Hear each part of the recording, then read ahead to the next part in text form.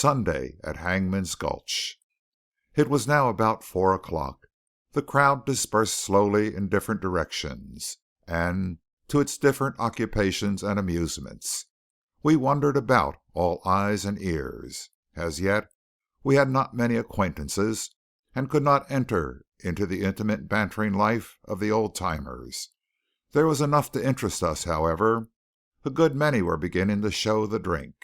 After a long period of hard labor, even the most respectable of the miners would have at times strange reactions. That is another tale, however, and on this Sunday the drinking was productive only of considerable noise and boasting. Two old codgers, head to head, were bragging laboriously on their prowess as cooks. A small but interesting group egged them on. "Flapjacks?" enunciated one laboriously. "Flapjacks? Why, my friend, you don't know nothing about flapjacks. I'll grant you," he said, laying a hand on the other's arms, "I'll grant you that maybe, mind you, you may know about mixing flapjacks and even about cooking flapjacks. But what do you know about flipping flapjacks?" He removed his hand from the other's arm. "Nothing," said he. "Now, I am an expert, a real expert. When I want to flip a flapjack, I just whirl her up through the chimney and catch her by holding the frying pan out of the window." I found at another point a slender, beardless young chap with bright black eyes and hectic cheeks, engaged in sketching one of the miners who posed before him. His touch was swift and sure, and his faculty at catching a likeness remarkable. The sketch was completed and paid for in 10 minutes, and he was immediately besieged by offers from men who wanted pictures of themselves or their camps. He told me, between strokes of the pencil, that he found this sort of thing more remunerative than mining, for which he had come to the country, as he could not stand the necessary hard work. Paper cost him $2.50 a sheet, but that was about all his expense. Alongside the street, a very red-faced, bulbous-nosed, and ancient ruin with a patriarchal white beard was preparing to give phrenological readings. I had seen him earlier in the day, and had been amused at his impressive, glib patter. Now, however, he had become foolishly drunk. He mounted the same boxes that had served as the executive desk and invited custom. After a moment's hesitation, a burly, red-faced miner shouldered his way through the group and sat down on the edge of the boxes. In the earlier and sober part of the afternoon, the phrenologist had skillfully steered his way by the safe stars of flattery. Now, as he ran his hands uncertainly through the miner's thick hair, a look of mystification crept into his bleary eyes. He felt again more carefully. "Most extraordinary," he muttered. "Friends," he said, still feeling at the man's head, "this person has the most extraordinary bump of quisitiveness. Never felt one like it, except on the cranium of a very celebrated thief and robber. His bump of benevolence is a regular hole. Bump of truthfulness don't somehow seem to be there at all. Bump of cowardness is as big as an egg. This man, friends," said he, dropping the victim's head and advancing impressively, "is a very dangerous character. Look out for him. He's a liar and a thief and a coward and a—" "Why, you old son of a gun!" howled the miner, rising to his feet. He seized the aged phrenologist and flung him bodily straight through the sides of a large tent, and immediately dove after him in pursuit. There came from that tent a series of crashes, howls of rage and joy, the sounds of violent scuffling, and then there burst out through the doorway the thoroughly sobered phrenologist, his white beard streaming over one shoulder, his pop eyes bulging out, his bulbous nose quite purple, pursued by the angry miner and a score of the overjoyed populace interrupted in their gambling. Everybody but the two principals was gasping with laughter. It looked as though the miner might do his victim serious injury, so I caught the pursuer around the shoulders and held him fast.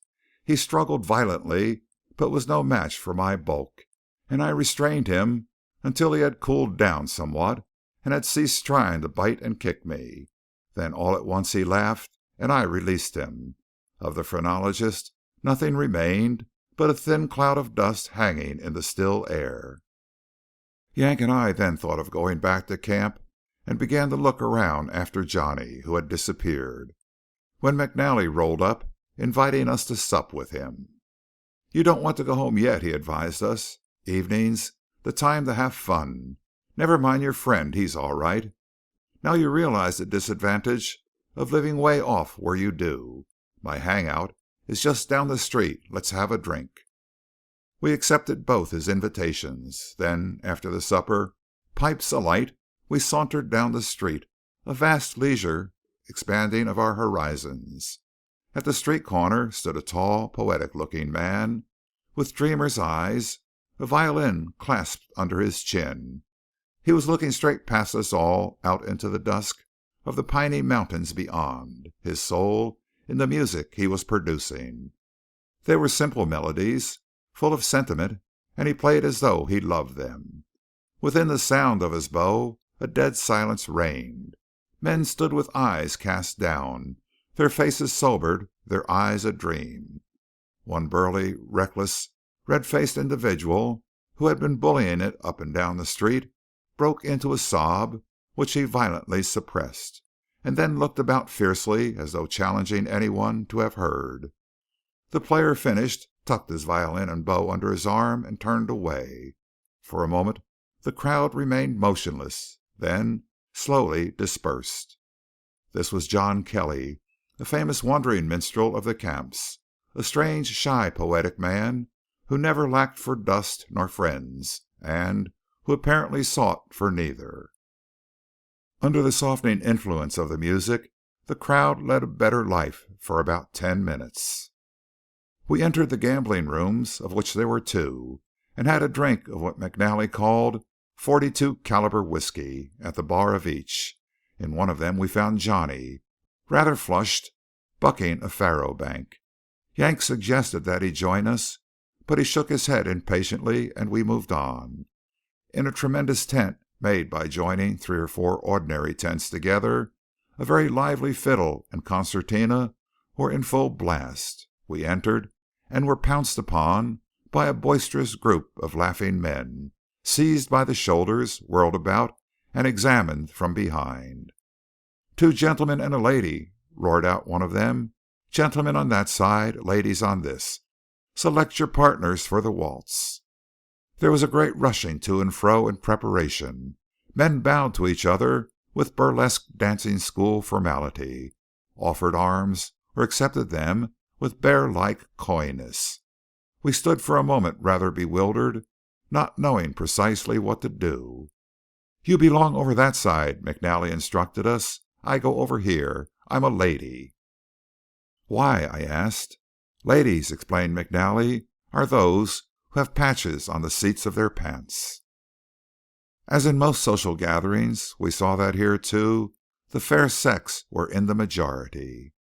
Everybody danced very vigorously, with a tremendous amount of stamping. It seemed a strenuous occupation after a week of hard work, and yet it was great fun. Yank pirouetted and balanced and sashayed and tomfooled in a manner wonderful to behold.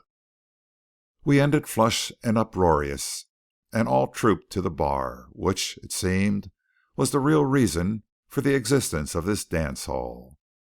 The crowd was rough and good-natured, full of high spirits, and inclined to practical jokes of a pretty stiff character.